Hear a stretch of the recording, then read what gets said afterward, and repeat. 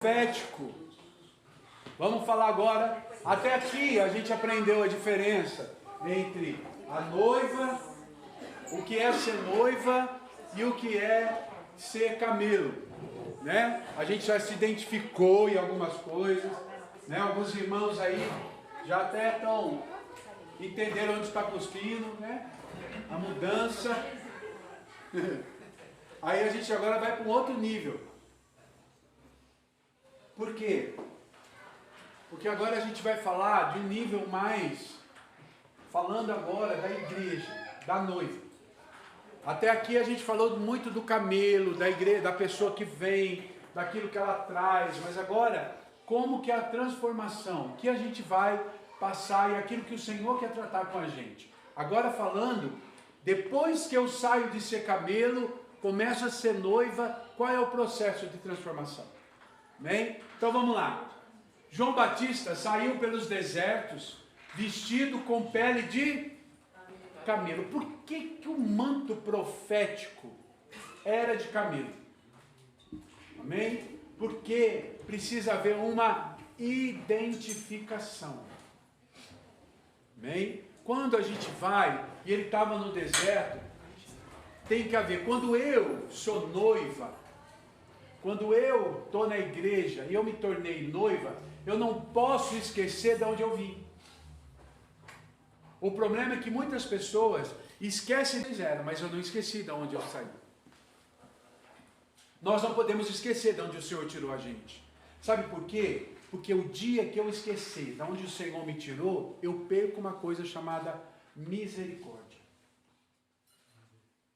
E misericórdia é a base para o evangelismo. Por quê? Misericórdia é eu me pôr no lugar do outro. Eu me colocar no lugar do outro. Eu gosto de imaginar João vestido com pele de camelo, dentro da aula de hoje, João se identificando. Ele fala, eu sou o João Batista. Né? O homem que Jesus falou assim, que não teve outro homem igual João. Né? Jesus coloca João acima de Davi, acima de Moisés, acima de Abraão, acima de Daniel, homens que a gente tem como top de linha, não é? Jesus fala, João era maior que eles. Então, quando você pega João e coloca João lá, qual uma das coisas características de João? Ele, camelo. Eu me identifico com você. Por isso que João, como ele podia ou tinha autoridade para pregar e dizer arrependei-vos, e apontar o dedo para eles. Por quê? Porque João tinha sido camelo, agora era um profeta. Então uma das coisas que você e eu não podemos esquecer é de onde o Senhor nos tirou. Eu não posso ser aquele que aponta o dedo para julgamento, mas eu tenho que apontar o dedo para arrependimento. Porque o Senhor mudou a minha vida, então pode mudar a tua. Por isso que a pele de camelo, a veste, o manto de camelo são o manto do profeta. Amém? A pele de camelo não é bonita. Não é uma pele bonita que você olha e fala, nossa, que pele. Não é. É pesada, não é bonita. Eu vi lá em Israel. Não é bonita, não é pesada. Mas representa o camelo. Você está entendendo? Então nós como profetas, a Bíblia fala que nós somos profetas. Nós temos que andar com pele de camelo. Não esqueça de onde você saiu, porque senão você perde a misericórdia. Amém? Como era João? João era extremamente radical, apaixonado, cheio de zelo. Vestido com pele de camelo, ele não somente surge do deserto proclamando a vida do Senhor, mas ele também representava os próprios camelos e a geração emergente do deserto. Amém? Está lá Mateus 3. As vestes de pelo de camelo são símbolos de uma cobertura profética. Deus nos chamou e nos comissionou para sermos profetas e marcarmos nossa geração. Então ergue a mão e fala assim, eu sou um profeta para essa geração. Eu sou um profeta. E o meu manto é o manto de camelo. Amém? Você entende isso? Glória a Deus. Vamos lá. O próprio Jesus, ao se referir-se a João Batista, afirmou expressamente que ele, João, era o Elias que havia de vir. Em outras palavras, Jesus reconheceu a unção de Elias que repousava em João Batista. Este veio para preparar o caminho do Senhor. A unção de Elias preparava a vinda do Messias. E a profecia se torna visível nesses dias. É um novo manto que já cobre a nova geração. Uma nova unção é vinda sobre nós, que nos faz discípulos de verdade. Assim preparamos a volta de Jesus. Amém? Qual é a palavra para essa geração? Nós somos uma geração de João Batista. Nós estamos preparando a volta de Jesus. Amém? Agora, qual é a unção que nós temos? A unção de João Batista. Era a unção de Elias? Era. Deixa eu entender, vou explicar uma coisa para você. Jesus, ele está dizendo, não que João Batista é a reencarnação de Elias. Não é isso. É a unção profética. Amém? A unção profética que Elias tinha, que mudou a sua geração, é a mesma unção que João Batista também tinha, que mudou e preparou a vinda de Jesus. Nós hoje, essa geração agora, nós temos essa mesma unção de João Batista sobre nós. Nós estamos preparando a volta de Jesus. Como que João preparou? Pregando. João preparou pregando. Pregando o quê? Arrependimento, mudança de vida. Você não vê uma profecia de João. Se você não vê uma cura de João. Mas você vê um homem que tinha uma unção sobre ele para levar o arrependimento. E ele preparou o caminho do Senhor. Quando Jesus começa o ministério, o caminho já estava preparado para o arrependimento, porque João fez isso. Essa é a geração que nós estamos fazendo. Nosso papel hoje é levar as pessoas a arrependimento. Não vai haver cura? Claro que vai. Por quê? Porque cura, profecia são sinais. E sinais acompanharão a gente. Isso é profético. Jesus falou isso. Mas a minha meta não é trazer sinais para a igreja. Minha meta é trazer arrependimento para a igreja. Os sinais vão vir? Vão. Se eu buscar sinal, vai haver arrependimento? Não. Mas se eu buscar arrependimento, vai haver sinais. Então eu tenho que entender essa verdade. Hoje, vai haver, nós estamos vivendo um tempo em que vai haver sinais, curas na igreja? Vai. Por quê? Porque isso traz pessoas. Por que as pessoas iam atrás de Jesus? Duas coisas faziam eles atrás de Jesus: comida e cura. Comida e cura. Isso fazia eles irem.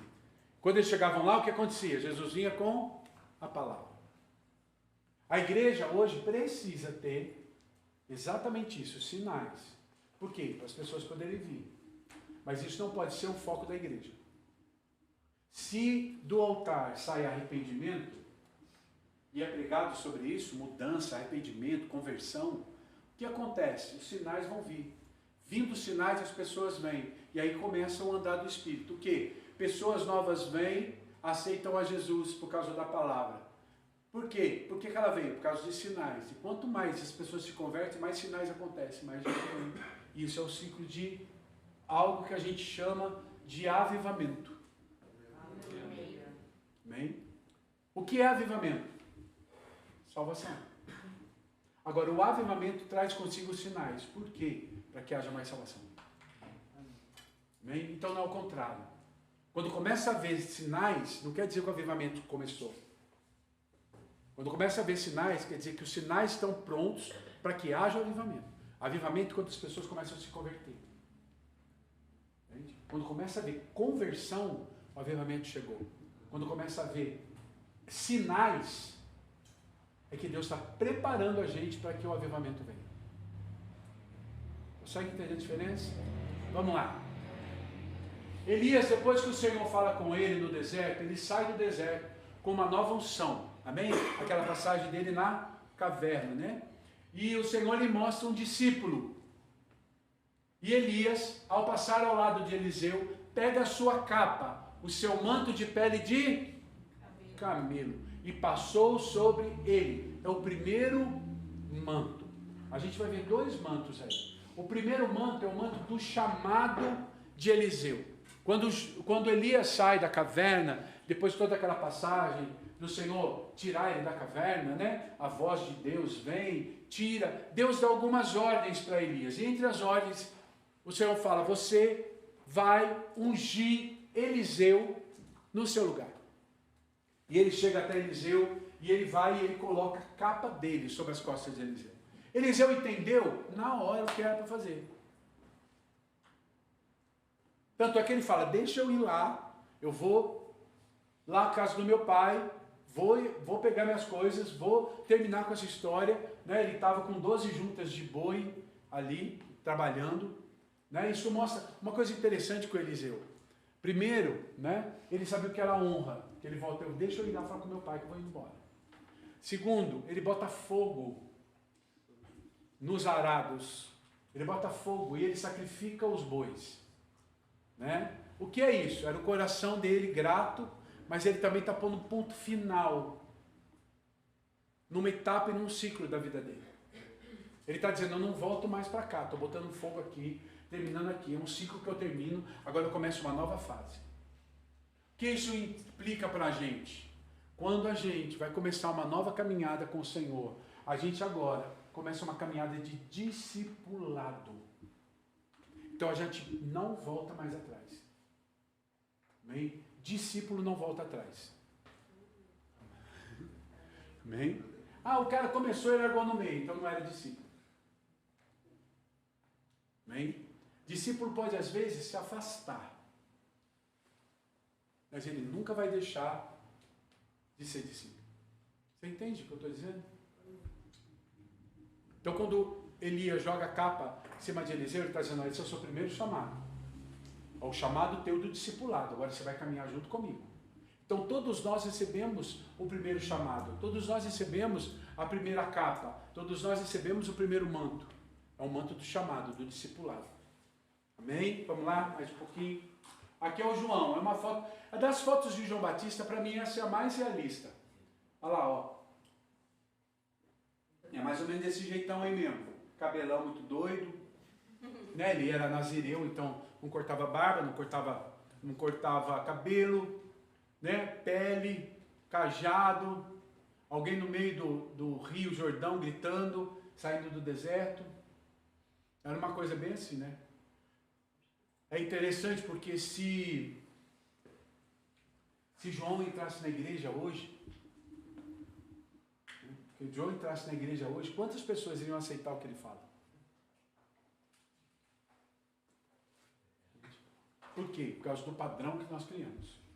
Eu não estou dizendo, lógico, que se ele entrasse com esse vestido desse jeito, você não ia querer mesmo. Mas eu estou dizendo, tira essa roupa, coloca nele uma camisa, uma camiseta, uma calça jeans. Cabelo não dá para cortar, nem barba, porque era nazireu. Mas deixa um cara desse entrar aqui e começar a profetizar e falar coisas, quantos de nós iremos entender o que ele é? Porque a palavra dele não tinha profecia. A vida dele não tinha sinais.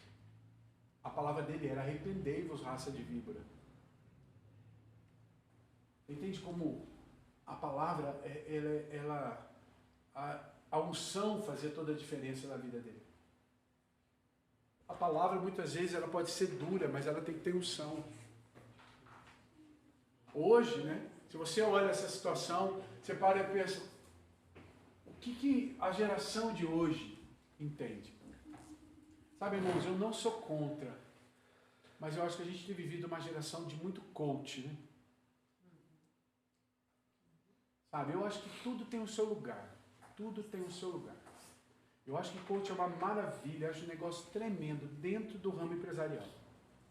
Eu acho que dentro do ramo empresarial, naquilo que ele foi criado, naquilo que ele foi, sabe? Coach é treinador, quer dizer, aquilo que o cara está treinando, um time, treinando uma equipe para alguma coisa, eu acho isso muito tremendo, eu acho bacana, motivador. Mas dentro da igreja, isso não existe. Isso não existe. Uma das frases você é capaz de fazer tudo. Nós não somos capazes. Você faz. Você se levantar, você faz. É a voz do coach. Né? Você é capaz. Tem uma força interior em você que faz você se mover. Não, irmão. A Bíblia fala, digo fraco, eu sou forte, mas não é você.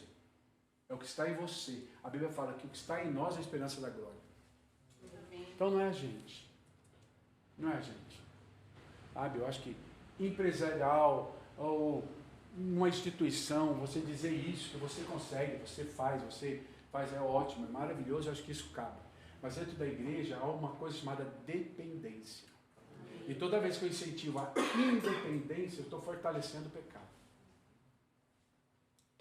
Entende? Então, quando a gente tem hoje dentro da igreja uma palavra que tem que ser uma palavra muito, muito difícil às vezes de ouvir, porque é uma palavra de arrependimento. Por quê? Porque nós criamos a cultura de ter uma palavra boazinha. Ter uma palavra que te anima, uma palavra que te põe para cima. Você quer sair da igreja com uma palavra motivadora, né? Eu acho que tudo tem o seu dia, mas tem um dia aí que Deus vai usar João Batista. E aí ele vai botar o dedo na tua cara e vai dizer para você: arrependei-vos, porque senão você vai para o inferno. Sabe? E a gente não gosta de ouvir isso. A gente não gosta de ouvir. Entende? Não gosta de ouvir que a pessoa chega para você e fala: você está em pecado. Então, vai ter dia que a gente tem que mudar. Então, esse manto não é um manto fácil de se carregar. Não é um manto fácil de se dizer. Não estou dizendo que todo dia a gente tem que meter o dedo na cara e começar a bater. Não é isso. Por isso que tem 5 ministérios. Entende? Mas que a gente tem que estar com o lombo pronto para entender que mudança acontece com voz profética e não voz pastoral. O que muda caráter não é a voz pastoral. O que muda caráter é a voz profética. O pastor cuida da gente. O pastor põe de pé, cuida da ferida, pega no colo, dá leitinho, tira a pedrinha do casco, sabe? Ajuda. Isso é o papel do pastor. Louvado seja Deus pelo pastor. Mas o pastor não muda caráter. O que muda caráter é o profeta, que chega para você assim: tu é lobo, tu muda, você vai para o inferno. O pastor não fala isso. O pastor fala: não, você vai virar cordeirinho. Eu vou cuidar, você vai ver, Jesus te ama. O profeta chega: ó, você muda, você vai para o inferno. Entende? Então, a voz profética muda o caráter. Uma igreja que só tem voz profética, ela só machuca. Por quê? Porque não tem voz pastoral. O pastor cuida. Por isso que é importante uma igreja que tem equilíbrio nos 5 ministérios. A voz, ela vai equilibrando. Então vai ter dia que vai bater, tem dia que vai soprar, tem dia que vai dar beijinho, tem dia que vai alinhar, tem dia que puxa a orelha, tem dia que empurra para caminhar. É normal. Agora, uma igreja que só tem um lado, profética, vai e tal, e é você, e pai, só vem profética. As pessoas chegam a um ponto que ela começa a ficar ferida, ela sai da igreja. Entende? Uma igreja só tem pastor. Ai, coitadinho, ele pecou. Ai, Jesus te ama, perdoa, Jesus faz, tal. Você vai ter uma igreja de um monte de nenê. Um monte de nenê. Um monte de nenezinho que não cresce, que tudo chora, um monte de crente chupetinha na igreja. Então, tem que haver um equilíbrio. Então, a voz profética, o manto, ele traz equilíbrio. Amém? Vamos lá? Vamos lá.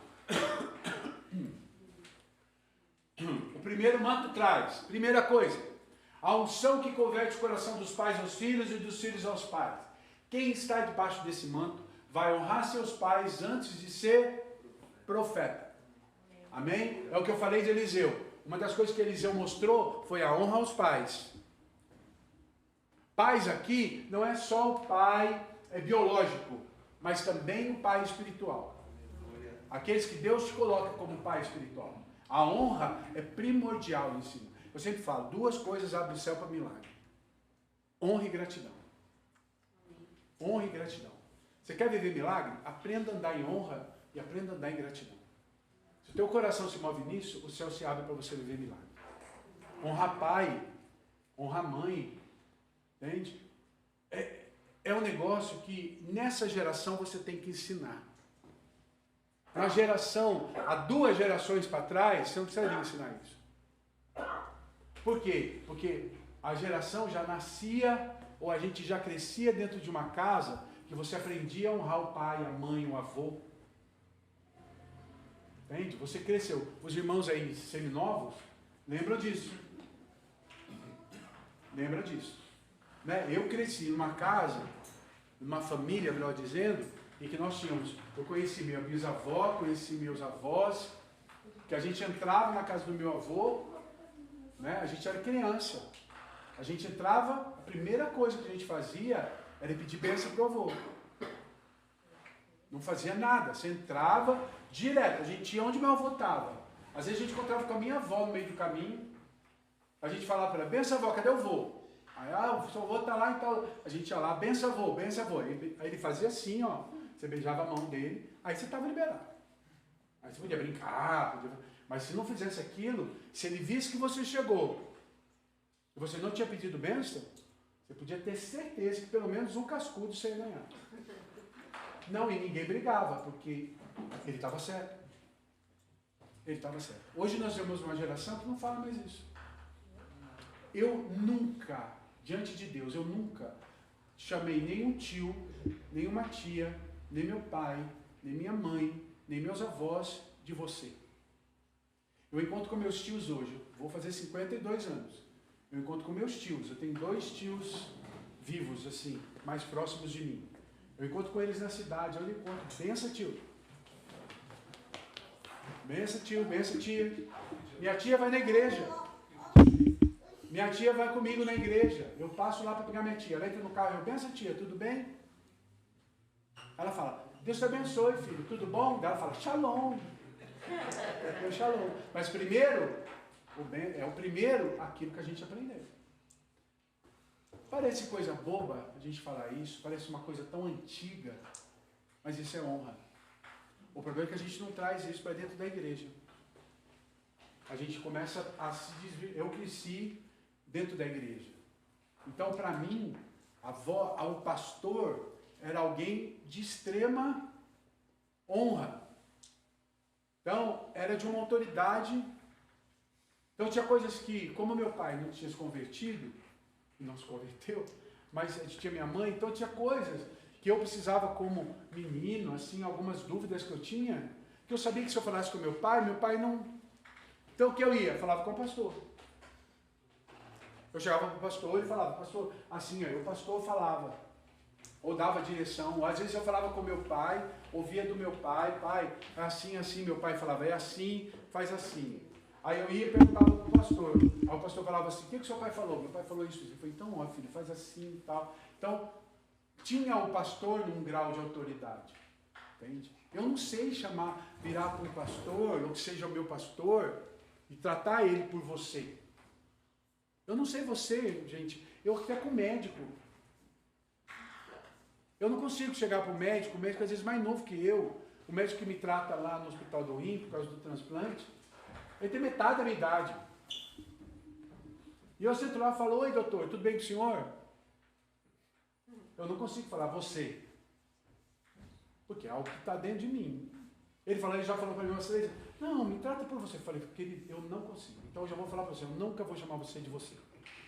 Porque não faz parte, toda vez que eu conversar com você, eu posso até tentar, mas vai sair o senhor. Porque é a cultura, é o jeito que você aprende. Hoje você vive pessoas que não têm nível de honra com o pai, e aí transfere isso para dentro da igreja. Então não tem nível de honra. É engraçado, né? Eu não estou aqui falando, ocupando, não, gente, não é. Eu estou dizendo que é uma mudança que o Espírito tem que fazer.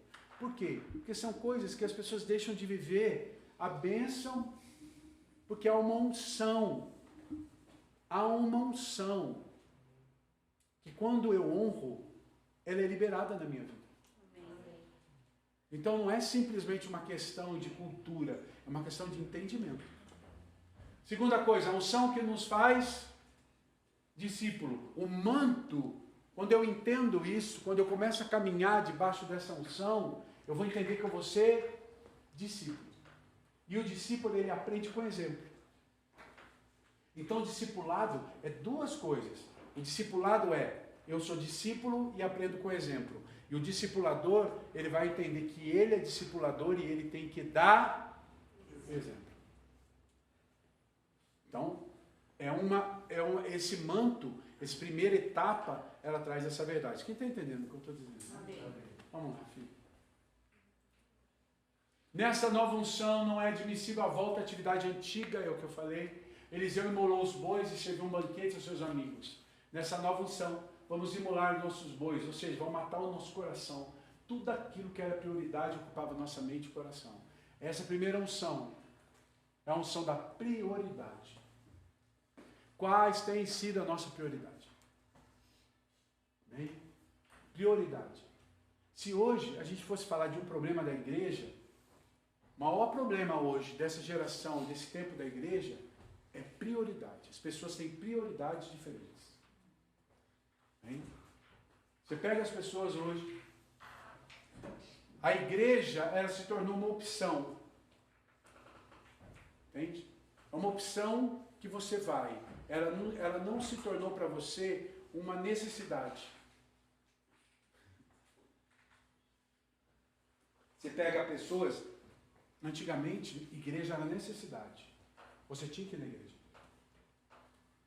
A gente fala dos católicos, mas uma das coisas que a igreja católica enfiou na cabeça das pessoas é que todo domingo tinha que ir na missa. E o católico, aquele que é católico, ele pode pular, gritar, tal, domingo ele está lá na igreja. Por quê? Ele criou isso na igreja. Você pega as pessoas, os umbandistas, macumbeiros, que você fala, seja o dia que ele for, geralmente sexta-feira, que é o dia de bater tambor. Toda sexta-feira ele está lá. Pode chover, pode cair canivete, ele pode estar doente, ele pode estar com o ziquezira que ele tiver. Ele está lá. Entende? Por quê? Porque a gente eles colocam aquilo como uma prioridade, uma necessidade. Hoje, na igreja, isso não é verdade. Para nós, não é. A igreja é uma opção, não é uma necessidade. Então, não importa. Entende? É uma opção. Quando é uma opção, eu tenho outras escolhas. Então, eu escolho ir lá ou eu escolho não ir. Eu escolho fazer ou eu escolho não fazer. Entende? Hoje vai ter alguma coisa na igreja. Eu tenho, dá para ir. Não, mas tem aquela outra festinha, ou tem aquela outra coisinha, ou tem outra coisa. A gente começa a pôr opções diante daquilo. Quando uma coisa é uma prioridade, você não tem outra opção. Aquilo é prioridade. Você vai fazer aquilo. Entende? Então tinha, né? E eu vejo muito disso, que vem isso de dentro de casa. Sabe? Isso aprende em casa, a igreja como prioridade. Isso não vai inculcar numa pessoa porque ela está vindo na igreja. Você pode ensinar ela, trazer isso para ela, mas o que vai acontecer é que as pessoas vão mudar quando a casa muda. A prioridade vai vir lá de casa. Você ensinar o filho que ir à igreja é uma prioridade, não uma opção. Amém. Sabe? É uma prioridade. Nós vamos. Eu cresci numa casa e que minha mãe fazia assim. Minha mãe era costureira. Então, às vezes, minha mãe fazia roupa pra gente. E era o seguinte, não era sempre que ela fazia, mas quando ela fazia pra gente, ou quando comprava roupa, né? A gente ganhava uma roupa nova, alguma coisa assim. Primeiro lugar que você ia com a roupa era na igreja. Então a gente comprava, por exemplo, ia ter casamento de alguém. Aquela coisa, né? Vou comprar roupa nova para ir no casamento. Aí comprava roupa pra gente. A gente era 6 em casa. Então quando uma roupinha, né? Nova. A gente ia no culto. Primeira coisa. Ia todo mundo no culto com a roupinha nova. Ia no culto. Aí consagrava, obrigado, filho. Consagrava, entregava a roupa, né? Ia lá, vestia a roupa bonitinha e tal. Saiu ali do culto, chegava em casa, tinha que pendurar a roupa, que agora só ia usar no dia do casamento. Depois que fosse o casamento, aí virava a roupa do... Mas primeiro tinha ido no culto. Por quê? E agradecer a Deus porque tinha comprado. E olha que tinha que agradecer mesmo, porque ganhar roupa nova era uma benção. Geralmente vem a roupa dos outros, que ganhava não sei quem, né? Muito filho, acabava vindo isso, né? Fulano, a gente às vezes herdava a roupa do outro. Eu, graças a Deus, como era mais velho, sempre a roupa nova era minha. Aí os outros iam ganhando com a minha roupa lá. Né? Então sempre vinha essa colocação. Por que eu estou falando isso? Por causa de ser prioridade. Se a gente vive debaixo de um manto do Senhor para nós, a gente precisa aprender a ter igreja como prioridade. Amém. Sabe? A gente tem que ter como prioridade. Amém. Não pode ter escolha. Sabe? Não pode ter escolha. Gente, eu tenho meus sobrinhos hoje, são adultos já. Tenho sobrinho casado, tenho sobrinho neto. São todos grandes. Se você perguntar para os meus sobrinhos, perto, moram na mesma cidade, quantas vezes eu fui no aniversário deles?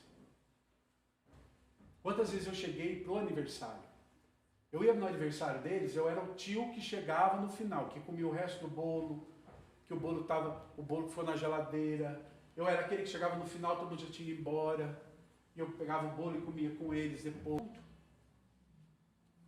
Tinha culto. E muitas vezes eu ouvi dos meus irmãos, sabe? E meus irmãos nunca me criticaram, porque eles faziam isso também. Então nós crescemos tendo base assim. Então tem pessoa que fala assim, é aniversário do meu sobrinho. E qual o problema? Eu e meus irmãos às vezes marcavam coisas. Você vai vir? Eu falei, quando é? A gente marcou domingo, 4 horas. Eu falei, eu não vou. Por quê? Tem culto, meu filho. Se quisesse que eu fosse, marcasse outro horário ou marcasse outro dia. Não pode ninguém pregar no seu lugar. Não é pregar. É culto. Prioridade para mim é estar na casa de Deus. Depois do culto, eu vou aí. Você fala isso? Tem gente que entra em ebulição dentro da igreja. Imagina, misericórdia. Estou dando mau testemunho. Não, irmão, pelo contrário. Pergunta para os meus sobrinhos, quando o calo aperta na casa deles, para quem eles comem? Para o tio que comia o resto do bolo. Gente, estou falando de casa porque é uma coisa que a gente vive. A gente tem. Hoje eu tenho um sobrinho que marca aniversário dos filhos deles. Eles digam para mim, tio, qual dia o senhor pode? Filho? Quero marcar em tal data. Dá para o senhor vir? Fala para a gente quando o senhor pode. Eu falo, filho, que dia que você quer? Tal sábado, tal dia. O senhor consegue? Então, pode deixar, eu anotei aqui. Então tá bom, então eu vou marcar essa data. Por quê? Porque entenderam isso.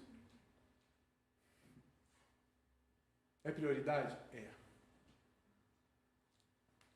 Amém? Vamos lá?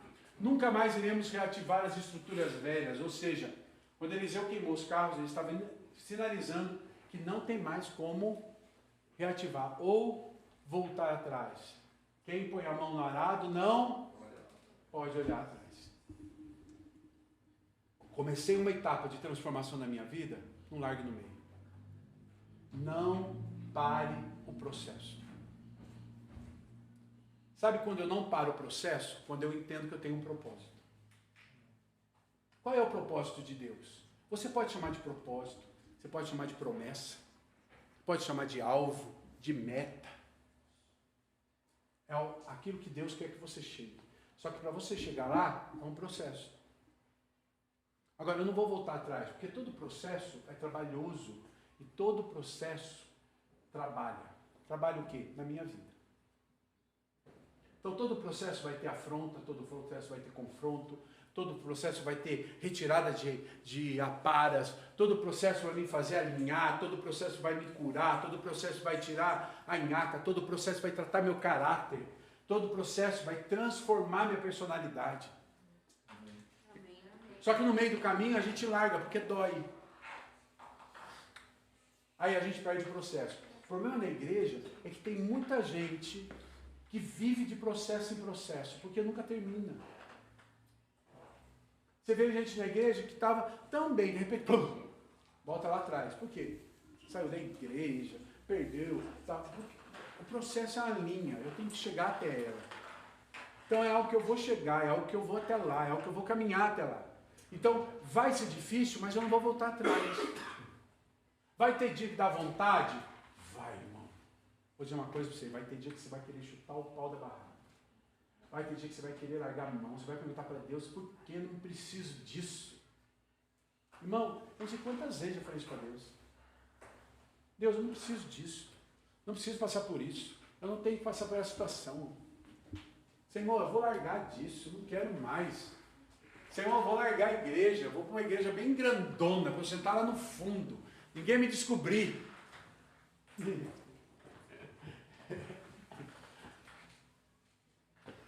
Aí você lembra que quem põe a mão na arada, se há um processo, tem que ir até o final. Eu tenho que ir até o final. Tem que ir por amor dele.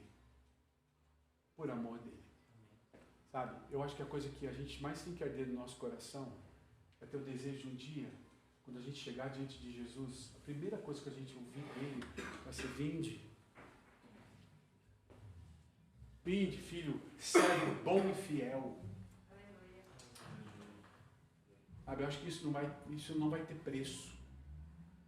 Acho que tudo que a gente sofreu vai apagar na hora, quando a gente ouvir dele: olha, você foi fiel, chegou até aqui. Acho que tudo vai valer a pena por isso. Tudo vai valer a pena. Amém? Vamos lá? O segundo manto. Se até aquele manto é algo que o Senhor vai tratando a nossa vida, e ali a gente está falando de caráter, agora a gente começa a falar de unção, de mudança. Agora é algo que você tem que começar a fazer. Até aqui a gente está falando de coisas que Deus está transformando você. Agora são coisas que você começa a reagir. Amém? Olha para o camelo que está do seu lado, pergunta ele, já mudou para a igreja ou ainda está camelo? Pergunta ele. Já mudou para a igreja ou ainda está camelo aí no meio do caminho? Amém?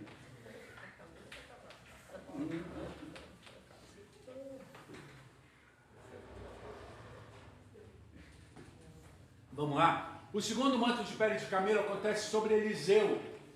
O que quer dizer o nome Eliseu? Olha que interessante. Deus salva uma geração.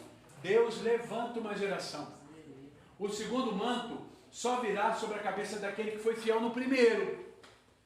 Quem passou por mudança de caráter vai conseguir viver o segundo manto. Amém? Aqueles pontos que nós falamos agora, sobre mudança de caráter, sobre o primeiro manto de camelo, sobre entender, se eu não viver aquilo, eu nunca vou conseguir viver esse segundo. Amém? O segundo manto só virá sobre a cabeça daquele que foi fiel no primeiro, e ainda cumpriu um caminho que somente um discípulo de verdade pode cumprir. Amém? Não precisa responder, mas você é um discípulo de verdade? De tudo que você ouviu até agora, você é um discípulo de verdade? Você acha que você consegue continuar a caminhada e entrar para o segundo manto? Sabe que você tem, diante de tudo que eu falei aqui, você tem deixado de ser camelo para ser igreja e viver um tempo profético? Ou você ainda é camelo em algumas coisas? Ou será que você está vivendo um tempo de transformação? Amém? Vamos lá. Primeira coisa, para esse segundo manto, temos que estar decididos a receber essa nova unção em todos os momentos da nossa vida. Para viver um tempo de unção nova, eu tenho que decidir viver ela. Sabe? A decisão faz parte de uma caminhada cristã. Eu não posso ser levado pelas coisas. Eu não posso viver deixa a vida me levar, vida leva eu. Né? A unção do Zeca Pagodinho, né? Não é isso que Deus chamou você. Nossa vida com o Senhor é uma vida de decisão. Essa semana eu dava o curso de homens e eu falava sobre o perdão. Né? Perdão é uma decisão, não é um sentimento. Eu decido perdoar. E quando eu decido perdoar, não importa, eu vou pagar o preço da decisão de perdão. Quando eu faço isso, o que eu estou dizendo? Eu não vou ficar olhando para trás. Eu paro de conversar com o passado para poder começar a profetizar o futuro. Perdão é uma decisão, como o amor é decisão. Paixão não, paixão é sentimento. Então paixão, ela vem quando você olha, você deseja, você fica apaixonado, é um sentimento. Entende? O amor, ele é uma decisão. O que é o amor? Eu decido amar. E se eu decidir amar, eu vou amar a pessoa com tudo que ela vem junto, o pacote completo. De virtudes e de defeitos. Entende? O pacote vem completo. Eu decidi amar. Então, se eu decidir amar, é assim. É igual o filho. Entende? Filho, você decide amar. Você vai dizer, não, filho é filho, não tem escolha. Tem sim, irmão. Eu conheço um monte de pai e mãe aí que decidiu não amar o filho. Um monte de gente passou na sua cabeça de gente que não decidiu. Agora, eu conheço um monte de gente que decide amar. Quando você decide amar o seu filho, você ama o seu filho do jeito que ele é, do jeito que ele vem, do pacote que ele vem. Você não ama o seu filho porque ele é bonzinho, que nunca vai dar problema. Amém? O filho vem desde pequenininho. É uma belezinha, bonzinho e tal, mas tem dia que tem vontade de você pegar ele e jogar ele pela janela. E não adianta, não é pecado sentir medo. Pecado é fazer. Mas sentir, não. Por quê? Porque faz parte do pacote. Entende? O mesmo jeito que você tem vontade de jogar ele pela parede, tanto que ele está chorando, daqui a pouco ele para e dá um sorriso, quebrou você de novo. Por quê? Você decidiu amar. O filho cresce, continua a mesma coisa. Entende? Pai que é pai, mãe que é mãe, decide amar e você vai até o final. O filho está perto, você ama. O filho vai longe, você ama. O filho errou, você ama. O filho acertou, você ama. Isso não quer dizer que você não vai corrigir, isso não quer dizer que você não vai brigar, isso não quer dizer que você vai falar, isso não quer dizer que você vai ter dia que você vai explodir, vai ter dia que você vai ficar um tempão sem falar com ele, 3 dias. É o máximo que o pai aguenta. O filho não, o filho tem filho que é ruim, fica uma semana. Mas pai é 3 dias. 3 dias você já está pedindo arrego, já começa a mandar florzinha no WhatsApp, já manda um oi, né? Eu às vezes brigo com o Felipe, 3 dias de briga. Aí eu fico lá, daqui a pouco ele manda assim, oi. Aí eu falo, tá tudo bem? Tá. Aí ele fala, vamos conversar? Já vê que ele já resolveu. Por quê? Porque você ama, você decidiu amar. Decidiu estar junto. Então acabou. Amor é decisão, andar com Deus é decisão. É decisão. Eu decidi ser cristão, eu decidi amar Deus, eu decidi dar minha vida para o Senhor. O dia que eu decidi, irmãos, eu me converti com 6 anos de idade. 6 anos, dentro da escola pública. Primeiro dia de aula. Primeiro ano na época, né? Primeiro ano. Na sala de religião que eles falavam. Naquele dia eu aceitei a Jesus, com 6 anos de idade. Mas aceitei com toda a consciência, eu tenho plena consciência, eu lembro da oração que eu fiz. Da minha entrega genuína para Deus, com 6 anos. Por isso que para mim, sala infantil, ministério infantil, é um negócio extremamente importante na igreja. Extremamente importante. Para mim e para a Silvana sempre foi prioridade. Nós muitas vezes, em salas, né, em lugares que a gente foi com a igreja, a primeira coisa que a gente fazia era, onde as crianças vão ficar? Qual é a sala das crianças? Lá no MAC, quem já foi, a primeira coisa que a gente fez na reforma lá foi a sala das crianças. A gente tinha um dinheiro, a gente foi primeiro, reformou, fez a sala das crianças toda, arrumou tudo, fez tudo, pintou, põe ar-condicionado, arrumou tudo. Nós lá embaixo, não tinha nada, não tinha nem altar, era só uma madeirinha, mas a sala das crianças estava bonita. O povo subia lá. Por quê? Prioridade. Porque com 6 anos eu me converti. E eu decidi. Eu tive escolha. E eu sabia que a minha vida era de Jesus com 6 anos. Com 9 anos, foi a primeira vez que eu vi uma palavra profética para mim, direcionada para mim, como criança, que eu seria um pregador. Que eu ia pregar em nações, que meu ministério ia me ensinar na igreja. Eu tinha 9 anos de idade. 9 anos. Tinha certeza disso. Eu tinha uma certeza dentro de mim de uma coisa. Eu podia ser o que eu quisesse, que Deus ia me abençoar. Mas a primeira coisa que tinha que vir na frente é que eu seria pastor. Eu podia ser um pastor médico, um pastor advogado, um pastor engenheiro. Eu decidi ser um pastor. E me dediquei a isso, a ensinar. Com 11 anos eu me batizei. Com 11 anos. Na igreja que eu era, na igreja batista, não se batiza antes dos 12. Eu com 11 anos me batizei. O pastor chegou para mim e me batizou. Por quê? Porque com 11 anos, já fazia 3 anos que eu dava aula. 3 anos que eu dava aula. Com 8 anos de idade eu dava aula para criança. Com 11 ele já queria que eu desse aula para pré-adolescente. Então me batizou para poder dar aula. Com 12 anos, os mais, não sei quem lembra, eu fui num culto onde o pastor Paulo do Logos, grupo Logos, não sei quem vai lembrar, mas o Logos, o pastor Paulo estava pregando, tem uma canção dele que ele fala dos passos de Jesus, né? Quero andar pelos passos de Jesus. Eu tinha 12 anos. E aquela palavra, quando aquela pregação dele, e ele começou a cantar aquela música, até hoje, eu tenho ela gravada. Eu já parei um monte de vezes, quando eu escuto essa música, eu choro, porque eu lembro do meu chamado. Eu falo que essa música é o meu chamado. E quando eu ouvi, eu tinha 12 anos. Naquele dia eu decidi, eu falei, minha vida vai ser pregar. Eu falei, eu vou viver uma vida para o Senhor. E eu não tinha outra meta na minha vida. Estudei, prestei vestibular, passei no vestibular, fiz tudo que tinha que fazer, mas eu tinha certeza que meu coração era. Por quê? Porque eu tive uma decisão. A decisão. Com 16 para 17 anos, eu decidi que eu não ia mais ter namorico, que eu não ia ter mais envolvimento com menina nenhuma, a não ser com a minha esposa. Eu ia fazer 17 anos. Eu falei, não tenho mais.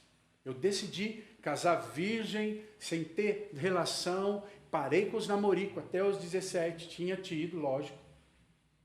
Aí com 17 falei, chega, minha vida é uma vida de santidade e acabou. Eu fui casar com 22 para 23 anos. Mas eu tinha decidido ter uma vida de santidade. A vida da gente, vida com o Senhor é de decisões. É decidir. Quando você olha a palavra de Deus, quando Jesus chama os discípulos, ele chama com decisão. Vem. Você decide. Ele chegou para o jovem rico e falou, conhece o jovem rico? Conheço as leis. Não matarás, papapá. Jesus falou, ótimo, está de boa. Vende tudo que você vem e segue-me. O que a Bíblia diz? Que ele pensou, ele tinha muitos bens, ele vazou fora. Não quis. Decidiu o quê? Não seguir. Agora, se você decidiu seguir, irmão, paga o preço. É um preço que você paga? Claro que é. Claro que é. Quantas coisas eu tive que abrir mão para seguir o Senhor? Quantas coisas eu tive que deixar para seguir o Senhor? Quantas coisas que eu podia ter feito da minha vida, áreas que eu podia ter estudado, áreas que eu podia ter tido, outras coisas que eu podia ter experimentado, podia ter pôr o pé no mundo. Eu tinha um pai que era um exemplo de alguém mundano. Eu podia muito bem falar assim, eu vou seguir meu pai. Bem, eu era um menino que com 14 anos meu pai falou assim, vamos que eu vou te levar para o prostíbulo. Eu falei, eu não vou, eu sou crente. E aí você imagina o tanto que eu ouvi dele. O quanto ele me xingou. Era uma decisão. Eu tinha que tomar uma decisão. Eu tinha que me posicionar. E até hoje, é uma decisão da minha vida. Então nós decidimos, a vida com o Senhor é uma vida de decisão. Eu decidi da minha vida para o Senhor, eu decidi da minha mocidade, eu decidi da minha juventude, eu decidi dar minha vida madura para o Senhor e tenho certeza que vou dar minha velhice para Ele. Porque é uma decisão que eu tomei. Entende? Tive chance de sair fora do Brasil, vai estudar fora, vamos fazer, você pode, tal. Eu fui orar, Deus falou, não. Eu falei, não vou. Por quê? Porque Deus tem um plano para mim. Isso são decisões que a gente tem que tomar com a vida com Deus. Se eu quero andar nesse tempo, se eu quero ter essa decisão de caminhada, mudar a história da minha vida, eu tenho que ser alguém de decisão. Eu não posso ser alguém que hoje fala uma coisa, amanhã fala outra. Outro fala, por isso que a Bíblia fala, seja o seu falar, se ensina ou não, o que passar disso é de Satanás. Então o que sai da nossa boca é um tempo de decisão, é uma mudança de vida. Sabe? É uma decisão. Eu gosto quando ele vai e Eliseu começa a mudar a vida, a transformar, a uma caminhada que ele faz. Agora a gente vai ver uma caminhada que ele vai seguindo Elias. E Elias está se despedindo, porque ele vai subir para o céu no redemoinho. Mas Eliseu está ali seguindo o mestre, entendendo os lugares que ele vai e o que ele precisa fazer para mudar. Vamos lá. Temos que acompanhar o nosso líder, crescer no conhecimento da palavra. Isso é Gilgal. Se você for ver o texto, depois você vê lá que vai falar dos lugares, das cidades que Elias passou e Eliseu com ele. Gilgal quer dizer entendimento, revelação de Deus. Eu preciso, para começar uma caminhada, ter entendimento, revelação, entender o que está acompanhando, seguir o líder, seguir o mestre, ter a direção de discipulado, mas entender com revelação, com discernimento. É necessário, é bom a gente ter? Claro que sim. Uma caminhada, uma direção que eu vou seguir, eu vou caminhar naquilo que ele tem. Amém? Eles, a portão está fechado? Tá? Acho que eu vi a Laura passando 2 vezes ali, mas está fechado. Tá bom. É que eu vi ela passando aqui, tenho medo dela abrir. Vamos lá? Terceiro, temos que acompanhar nosso discipulador no caminho de Betel. Gilgal quer dizer entendimento e revelação. Amém? Precisamos ter entendimento e revelação. Gilgal é Betel, casa do Senhor. O que eu tenho que fazer? Caminhar para quê? Casa de Deus, igreja. Irmão, igreja é necessário na nossa vida? Sim ou não? Sim. Claro que é. Claro que é. Corpo. Se não fosse necessário, o Senhor nunca tinha mandado ter igreja. Ele manda ter o corpo. Amém? Ele manda dizer, é necessário ter o corpo. É necessário ter igreja. Então nós precisamos do corpo de Cristo, precisamos da igreja. Precisamos da caminhada, o corpo faz parte. O que isso quer dizer? Que eu estou integrado aqui. Eu preciso do meu irmão. Não é simplesmente um clube. Nós não estamos aqui porque é um clube. Nós estamos aqui porque nós necessitamos do irmão, como o irmão necessita de mim. Por quê? Porque está ligado no corpo. Eu sou um membro, o outro é um membro, o outro é um órgão, que formado se junta. O problema é que tem gente que acha que é verruga. A verruga, ela fica no corpo, ela está ligada no corpo? Tá, mas não presta para nada. Não funciona, enfeia, não presta, só sai queimando. Então tem gente na igreja que é verruga. Por quê? Porque não entende o que é fazer parte do corpo. Fazer parte do corpo é bom, é maravilhoso. Mas tem encrenca, irmão. Juntou mais que um, já é problema. Tem gente que é tão problemático que mora sozinho e quer ir embora de casa. Quanto mais você dentro da igreja. Entende? Quando é encrenca, é lógico que a gente vai ter. Eu falo na igreja, eu sempre tenho que falar, a gente vai ter caroço na igreja, tem sempre os caroços. Tem gente que é fruta, que você come, abençoa, tem gente que é caroço. Você vai, o problema. Mas são necessários dentro da igreja. Por quê? Porque faz crescer.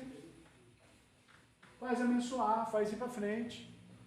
Jesus entendeu isso. Jesus não tirou pessoas problemáticas do seu lado. Mas ele abençoou, ele cuidou. E quem quis foi abençoado. No meio de 12, um não quis. Não quer dizer que os outros 11 não deu problema. Né? Jesus tratou de João, Tiago. Jesus, num determinado momento, vira para João. Chama João de Bonerges.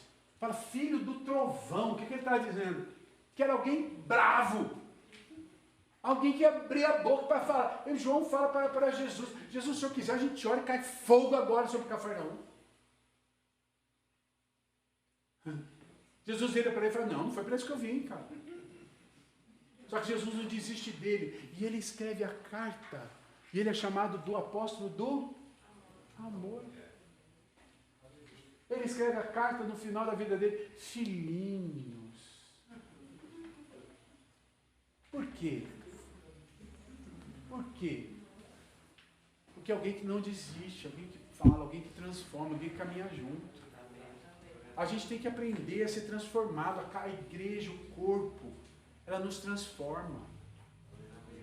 Ela nos transforma. Eu gosto do apóstolo Paulo. A primeira coisa que Paulo fez, depois que ele se converteu, ficou lá na casa de Simão, volta a ter a visão liberada, né? Quando Ananias vai lá, ora por ele, os olhos dele são abertos. Qual é a primeira coisa que ele faz? Quando ele volta a enxergar? Vai na sinagoga. Por quê? Porque ele sabia que era lá que ia. Sabia que o povo ia malhar ele, ia ter medo dele, ia xingar ele. E ele ficou passando por isso. Entre a conversão de Paulo até o dia que os apóstolos enviam ele, alguns historiadores dizem que passaram mais de 12 anos. Você imagina um homem que 12 anos precisou ser ensinado, cresceu, andou junto, foi caminhar. Teve um pai que pagou a vida dele. Teve um homem que pagou a vida dele. Teve um discipulador que ele grudou. Quem era esse homem? Quem foi o pai de Paulo? Quem foi o pai de Paulo? O cara que chegou para Pedro e falou assim, deixa que eu tome conta dele. Vou cobrir ele, por trazer ele debaixo do meu talite. Ele vai crescer comigo. Quem foi esse homem? Barnabé. O homem chamado filho da consolação. Barnabé foi pai de Paulo. O cara que pagou o preço para andar com Paulo. E Paulo pagou o preço para andar com Barnabé. Gente, todo mundo precisa de um discipulador, alguém que vai estar do nosso lado. Todo mundo precisa de alguém que nos ensine, que faça andar e avançar. Todo mundo precisa disso. Amém? Amém. Vamos lá. 4. Temos que acompanhar nosso discipulador em Jericó. Jericó quer dizer pântano mal cheiroso. Isso é a prova do verdadeiro discipulado. Quando descobrimos lugares mal cheirosos, quando temos que acompanhá-lo no meio da crise. Olha que interessante isso. Por quê? Quando fala de Jericó, fala de humanidade. Ninguém é perfeito. Se você olha para alguém, para o discipulador, para o pastor, para o apóstolo, para o teu líder, para alguém, e acha que ele é o super-homem, que ele é alguém ser superior, que ele é alguém que está acima do padrão. Não, irmão, ele é homem igual você. Como diz aqui, ó, é mal cheiroso. Por quê? Vai ter coisa que é humano. Então esperar uma santidade além do... Não, ele é humano, vai ter o problema mesmo. Vai errar, vai falar coisas que não deve, vai ter um dia que ele vai te abençoar, vai ser uma bênção. Vai ter um dia que você vai... Ai, o pastor faz isso. Ai, porque o fulano falou isso. Né? Por quê? É normal, é humano. Mas a gente tem que olhar acima disso, a gente tem que olhar a unção da pessoa, a gente tem que olhar que ele é humano, mas ele está crescendo tanto quanto eu. Vai mudar, vai crescer. O fato de ele errar na caminhada não vai tirar dele a unção. Uma coisa é o erro. O errar, tudo bem, acontece. Outra coisa é pecado. Um líder que pecou, o que eu espero dele? Arrependimento. Arrependeu? Mudou? Continua caminhando. Por quê? O que acontece? Acontece. Não julgue, não taque pedra. Porque aquela história, quem não tiver pecado, já tira a primeira pedra. Agora o líder foi, continuou no pecado, foi corrigido, continuou no pecado, continua, sai fora. Por quê? Porque está tendo mudança. Aí, o pecado dele vai acabar te contaminando. O mau cheiro dele vai tocar você. Agora, o cara tropeçou, caiu, errou, mas mudou. Se converteu, ou melhor, se arrependeu. Confessou, arrependeu, está lá genuinamente. Continua a caminhada, perdoe e vai. Por quê? Porque é humano. Amém? Amém. Não foi assim com Pedro? Quantos de nós teriam botado Pedro para fora da igreja? Quantos de nós teriam falado, me negou 3 vezes, né? 3 vezes, eu te avisei que tu ia fazer isso. Então, ó, melhor. Jesus chegou para ele, olhou para ele e falou assim, tu me amas? Jesus estava perguntando para ele assim, você se arrependeu mesmo? Não, Senhor, tu sabes que eu te amo. Então vai, apacenta minhas ovelhas. Tu me amas, sim. Então vai, cuida das minhas ovelhas. Tu me amas, por que 3 vezes? Porque negou 3. Para cada negação, Jesus trouxe um perdão. E ele incentivou, incentivou. E Pedro foi se tornar um dos líderes da igreja. O primeiro grande líder, depois vem Tiago e outros que foram assumir. Por quê, irmão? Porque errar, acontecer situações, vão acontecer. Agora, eu não posso ser aquele que aponta o dedo e fica o tempo todo lembrando do passado. Sabe, às vezes tem líderes que vão errar. Mas a grande diferença entre o líder que erra é quando ele se arrepende, quando ele muda a postura. Aí você vai estar junto com ele. Aí você vai valorizar e caminhar junto. Amém? Vamos lá? Além do Jordão, temos que estar ao lado do nosso líder, experimentando o sobrenatural de... Experimentando o sobrenatural... Acho que tem que voltar, né? Isso. Além do Jordão, temos que estar ao lado do seu líder, experimentando o sobrenatural de Deus através da nossa vida. Uma atitude de fé e perseverança, com quem não abre mão do segundo manto, que está decidido a receber o sobrenatural. Por que o Jordão? Porque o Jordão é quando Elias é levado ao céu, e ele fala que ele daria porção dobrada para Eliseu. Se Eliseu visse ele subindo, e quando Eliseu vê Elias subindo, o manto cai. E agora era como Elias estava dizendo, olha, agora é com você. Uma caminhada com o segundo manto é que vai chegar o tempo em que você, o líder, vai te colocar em desafios maiores, porque todo líder tem que entender uma coisa, é como uma paternidade. Paternidade é o seguinte, paternidade é você desejar que teu filho vá mais longe que você. Paternidade, você é trampolim para o teu filho mais alto. Entende?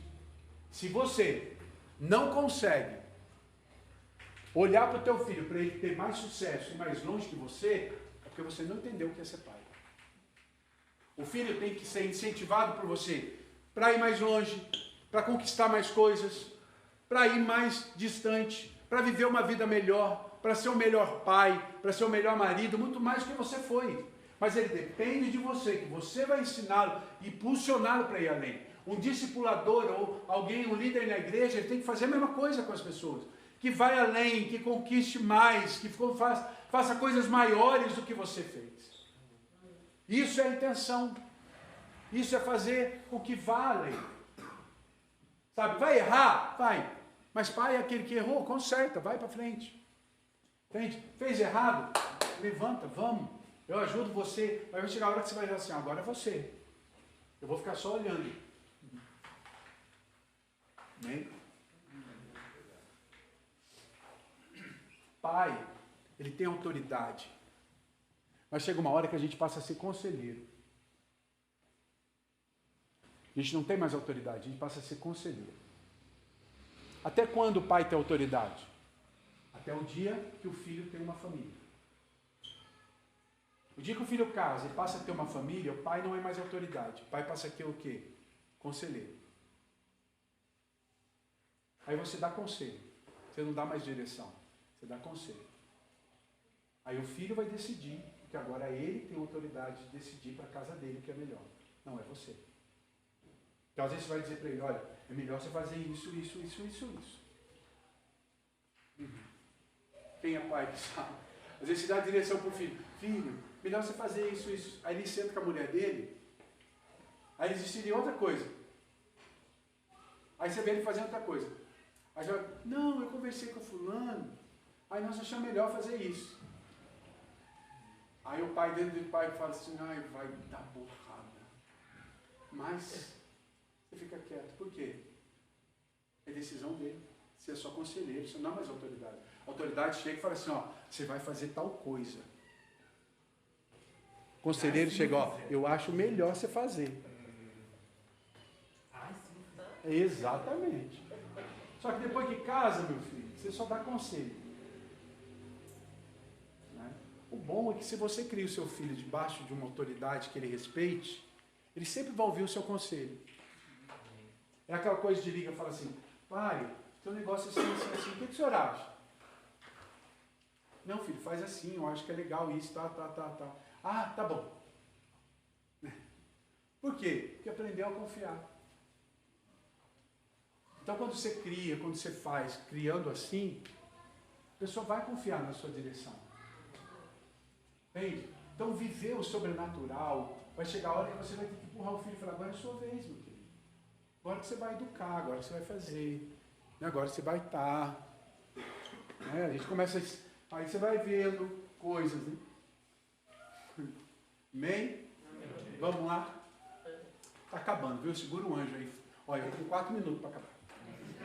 A geração emergente do deserto é chamada como João Batista, de hoje, com seu predecessor, que é Elias. Ele é extremamente radical, apaixonado, dedicado.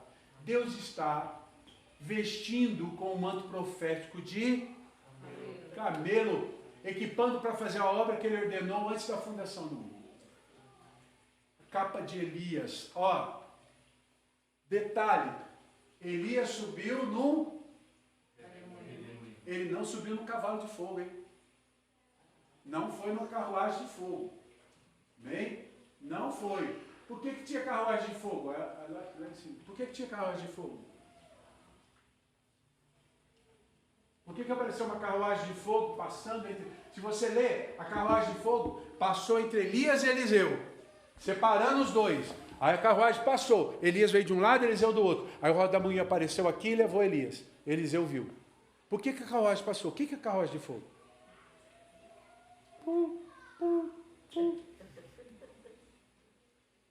Vou só dar uma palhinha. Carruagens de fogo são anjos que abrem dimensões. Dimensões são abertas quando anjos passam. E carro de fogo, são anjos que abrem dimensões. Quando o anjo passou ali, ele abriu uma dimensão para ele subir. Amém? Você vai ver, Davi fala muito disso. Dos carros e cavaleiros. Abrem dimensões de guerra, dimensões de passagem. Amém? Não vou responder mais perguntas sobre isso, hein? Esse aí pode ser outro dia, outra aula. Tá bom? Mas aí a gente só vai entender. E ele sobe num redemoinho. Redemoinho. Amém? Acabou? Não. A geração que Deus está preparando para virar uma vida irrepreensível diante dele, ousada em proclamar sua verdade, misericórdia de um povo espiritualmente nômade que vaga no deserto. Dessa geração de nômades virão muitos homens e mulheres profetas que, transformados pelo poder de Deus, proclamarão e prepararão o caminho para a vinda do Senhor. Amém? Vamos lá? Muitos desses camelos, qual camelo? Estão desamparados por mudança, desesperados, melhor, por mudança. Estão procurando alguém que os oriente. Quando eles finalmente encontrar o Deus vivo, suas vidas se tornarão radicais. Amém? Você é esse povo. Você é essa geração. Amém? Eles não se envergonham do Evangelho de Jesus, pois o poder de Deus para salvar eles. Você é alguém que tem um manto de transformação. Amém? Mas, só um minutinho. Vamos lá? Acabou? Essa geração conhece o caminho da dor e do sofrimento. Quando ela vem a Cristo, está mais propensa à mudança. Estão partindo do quebrantamento e gratidão. Podemos vê-la levantar ousadamente, proclamando a verdade, resgatando o deserto. Amém, queridos? Amém. Vamos lá. Vamos falar juntos isso aí, olha. Deixarão de ser camelos para se tornarem filhos de Deus, co-herdeiros com Jesus e profetas nessa geração. Amém? Essa é a verdade para você. Glória a Deus. Amém? Vamos ficar em pé para nós orarmos?